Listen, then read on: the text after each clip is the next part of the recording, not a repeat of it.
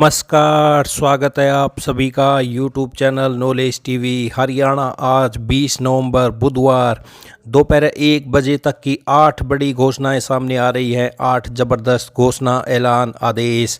तो क्या है पूरी जानकारी, आइए देखते हैं। हरियाणा की सबसे तेज़, सबसे सटीक जानकारी के लिए यूट्यूब चैनल नॉलेज टीवी को सब्सक्राइब ज़रूर कर लें।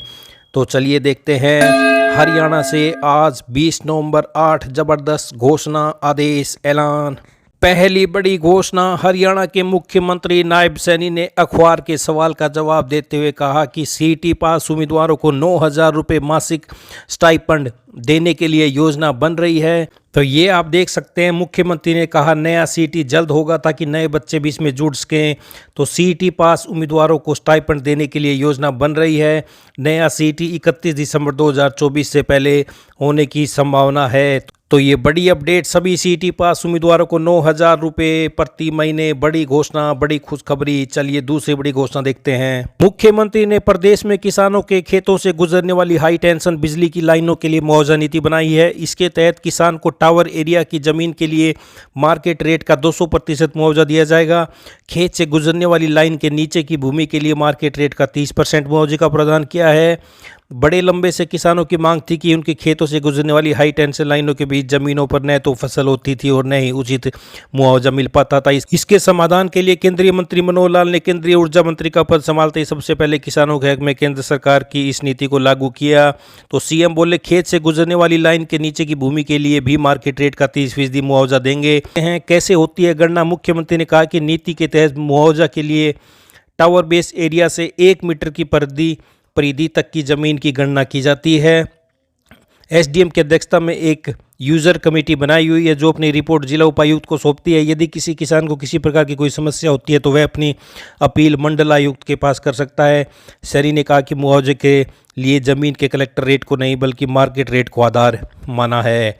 तो ये बड़ी खबर, बड़ी खुशखबरी। टावर एरिया की ज़मीन के लिए मार्केट रेट का 200% मुआवजा, तो ये नीति लागू। बड़ी घोषणा। आइए अगली बड़ी घोषणा देखते हैं। तो बीपीएल धारकों के राशन से बड़ी अपडेट सामने आ रही है। गरीबी रेखा से नीचे जीवन यापन करने वाले लोगों के लिए सरकारी दुकान से मिलने वाले राशन पर कैंची चल सकती है। नया पैमाना बिजली बिल से जोड़ा जा रहा है। जिन उपभोक्ताओं का बिजली बिल भुगतान हर वर्ष 20,000 से ज़्यादा होगा उनका राशन कार्ड खाद्य आपूर्ति विभाग की सूची से हटा दिया जाएगा। इस संबंध में उपभोक्ताओं को संदेश भेजकर आगाह भी किया जाने लगा है, लेकिन अधिकारी फिलहाल खुलकर यह पुष्टि नहीं कर रहे हैं। लेकिन नियमों का हवाला देते हुए राशन कार्डों की जाँच की बात जरूर स्वीकार कर रहे हैं। कुरुक्षेत्र जिले में बाकायदा डिपो संचालकों द्वारा इस संबंध में कार्ड धारकों को सूचना दी जाने लगी है। हालांकि अभी यह स्पष्ट नहीं है कि ऐसे उपभोक्ताओं के राशन पर यह कैंची कब से चलेगी, लेकिन कार्ड धारकों में खलबली भी देखी जा रही है। तो ये आप देख सकते हैं, साल में 20,000 से ज़्यादा बिजली बिल आने पर बीपीएल धारकों के राशन पर चल सकती है कैंची।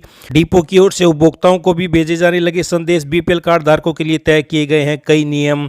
तो ये आप देख सकते हैं। परिवार पहचान पत्र से ली जा रही है जानकारी। जिला खाद्य एवं पूर्ति नियंत्रक ने बताया कि विभाग की ओर से इस संबंध में कोई शर्तें तय की गई हैं, जिसमें एक यह भी शामिल है यह सब जानकारी परिवार पहचान पत्र से ही मिल पा रही हैं। अब क्रेडिट विभाग इस संबंध में तय नियम व शर्तों के अनुसार राशन कार्ड जारी रखने का फैसला लेता है, जबकि खाद्य एवं पूर्ति विभाग की ओर से इस संबंध में कोई निर्देश नहीं दिए गए हैं अभी। तो ये बड़ी खबर सामने आ रही है। आइए अगली बड़ी घोषणा देखते हैं। तो हरियाणा विधानसभा के सत्र के आखिरी दिन 6 विधेयक पारित किए गए। इनमें हरियाणा कृषि भूमि पट्टा विधेयक सर्वसम्मति से पास किया गया। इसके तहत बड़े किसानों को जमीन पट्टे पर लेने वाले भूमिहीन व छोटे किसानों को कानूनी हक मिलेगा। उन्हें आपदा से खराब फसल मुआवजा व ऋण देने का प्रावधान रखा गया है।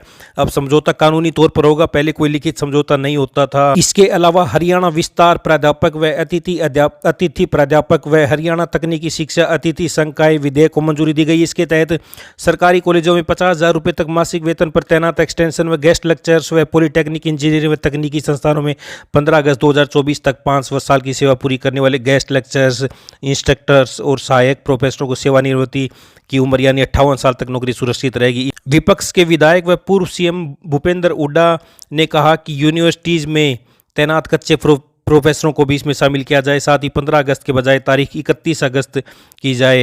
तो सीएम ने कहा कि विश्वविद्यालयों में तैनात प्रोफेसरों पर विचार करेंगे। तो अब सभी गेस्ट लेक्चरर्स, इंस्ट्रक्टर व सहायक प्रोफेसर 58 साल की उम्र तक काम करते रहेंगे। जनवरी जुलाई में डीए मिलेगा और हर साल वेतन वृद्धि। वर्तमान में 2016 एक्सटेंशन लेक्चर्स व 46 गेस्ट टीचर तैनात हैं। पट्टेदारों के बिल पर कांग्रेस की सहमति व सुझाव। पट्टाकर्ता अब इस डर से जमीन खाली नहीं छोड़ेगा कि पट्टेदार उसकी जमीन हथिया लेगा।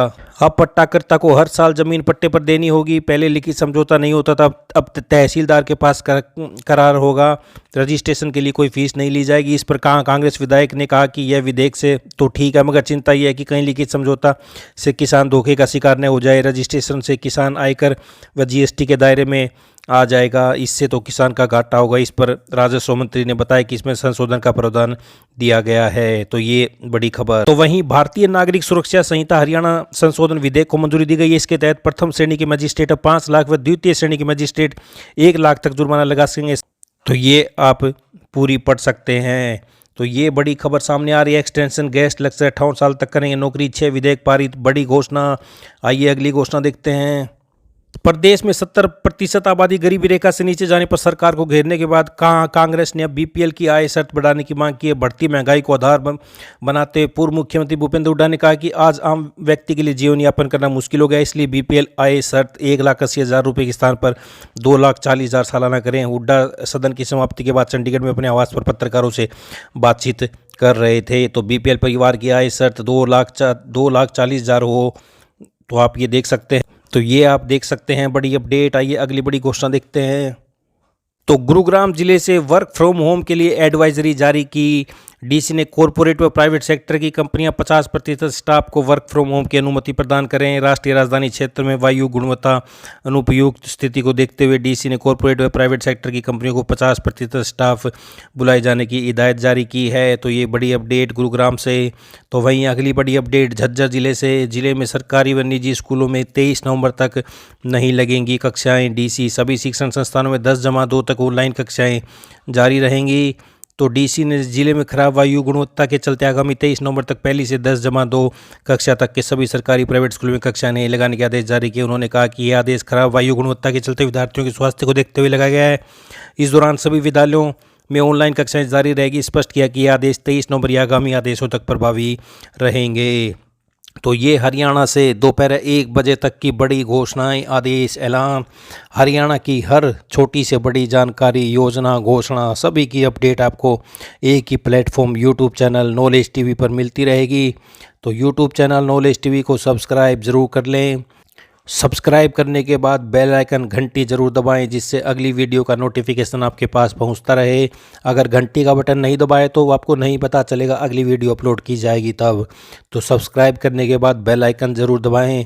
तो वीडियो को ज़्यादा से ज़्यादा लाइक करें, शेयर करें, कमेंट करें, ताकि अधिक से अधिक लोगों के पास यह जानकारी पहुँच सके। हरियाणा की सभी जानकारी आपको यहाँ पर मिलती रहेंगी। तो चैनल को सब्सक्राइब ज़रूर कर लें। तो ये दोपहर 1 बजे तक की बड़ी घोषणाएं। मिलते हैं अगली बड़ी अपडेट के साथ। तब तक के लिए बहुत बहुत धन्यवाद। चैनल को सब्सक्राइब करना ना भूलें। धन्यवाद।